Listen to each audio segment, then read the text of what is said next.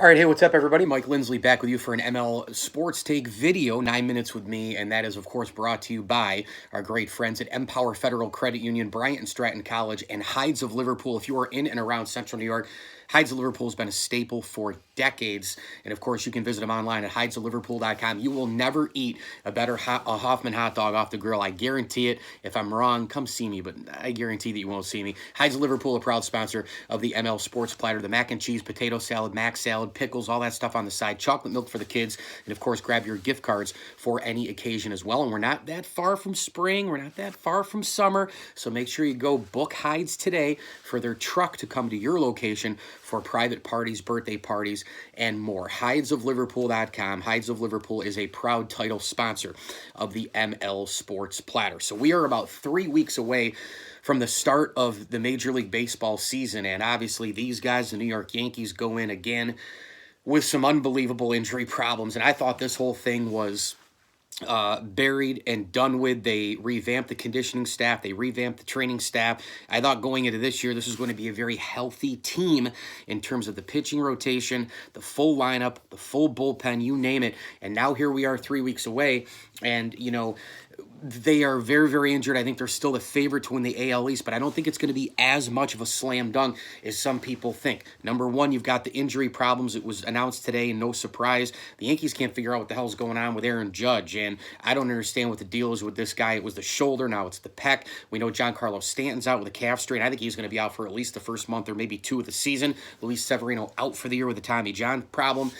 Then you got James Paxton recovering from the back issue. He probably won't be back for at least 6 to 8 weeks to start the season, so that puts him all the way into mid-May. And then at that point, you kind of have to think about it in terms of getting him slowly back, maybe start a couple times, and then make him healthy for after the All-Star break. I mean, that's kind of what we're thinking about here. And so the Yankees are going to kind of have to patchwork this thing after Garrett Cole, after Masahiro Tanaka, and you're going to kind of have to see what is available there. Paxton comes back, then you get Cole, Paxton, Tanaka, and then that 3-4-5, and then the 4-5 eventually. Do you go with Loizaga? Do you go with Devi Garcia? Do you go with the Clark Schmidt? Who do you go with? Jay Happ is going to be in that rotation as well. But again, it's the reliability of those top guys. Jay Happ will be in there at some point as well, but I don't think Jay Happ's going to really give you much in his upper 30s. Add to that, you've got the outfield problem. Aaron Hicks is out for more months because of the injury problem, the injury bug hitting him, of course, with the Tommy John. You've got the situation going on with Judge and Stanton. Basically, your three starting outfielders, you're starting the season without, and I don't care how much money you spend in the offseason. This is why guaranteeing World Series is stupid when anybody makes a big-time splash, whether it's signing a Manny Machado, signing a Bryce Harper, signing a Garrett Cole, signing anybody. It's absolutely ridiculous because at any point, no matter what your payroll is in baseball, no matter how star-studded you are in football, basketball, NHL, whatever, injuries can happen all the time, and that is why you can't guarantee anything in the offseason. So that's the first reason why it's going to be really, really difficult, I think, for the Yankees to just blow everybody away in the AL East. I think second, you really have the pressure factor with the Yankees. I know that Aaron Boone welcomes it. I know Brian Cashman has been there forever and welcomes it, and that's something that happens in New York. But the pressure to win is huge, even with the injuries. Why? Because of the guy at the starting rotation to kick things off, and that, of course, is Garrett Cole.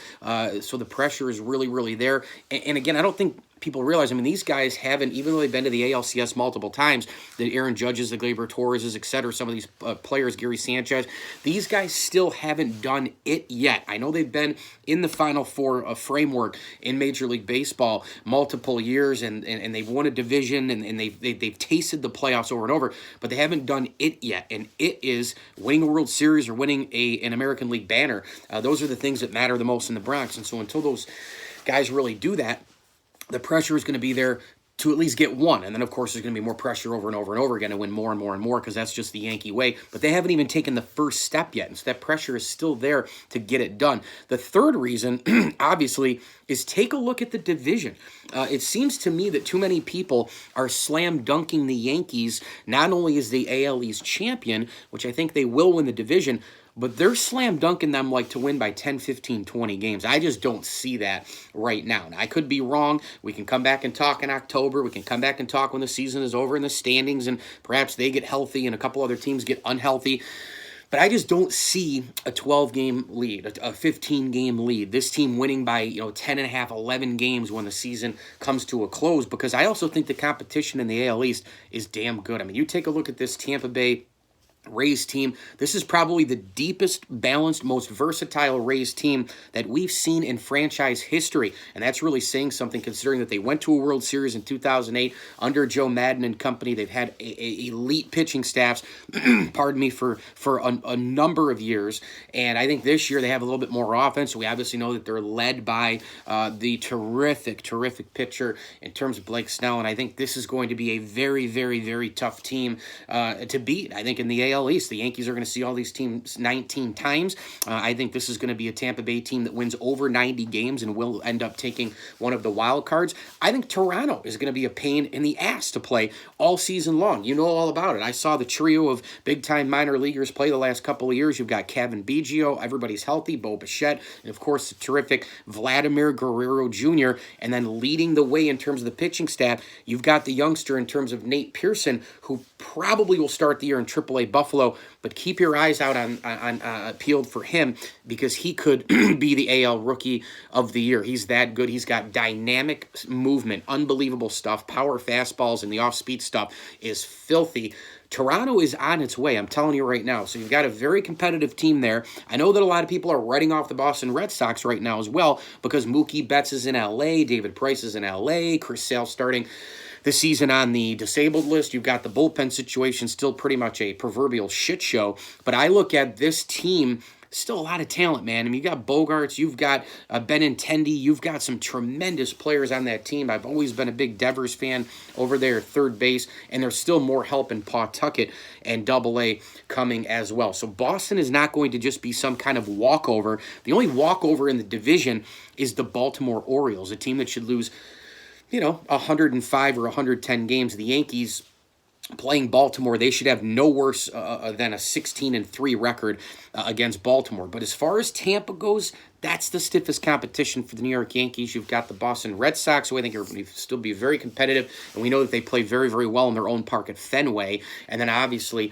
the situation north of the border with Toronto, they're building a tremendous young core there. I just don't think it's a slam dunk 10, 11, 12, 13, 14 win division for the New York Yankees this year. The number one thing for New York, obviously, is they've got to get healthy. This team has got to get people in and staying healthy. If this team goes into October with all their pieces, and again, Luis Severino won't be a part of that at all unless he rushes things and gets better than we think by the start of October, but the Yankees might not even need Luis Severino. But let's remove him for a second and say that everybody is healthy going into October baseball.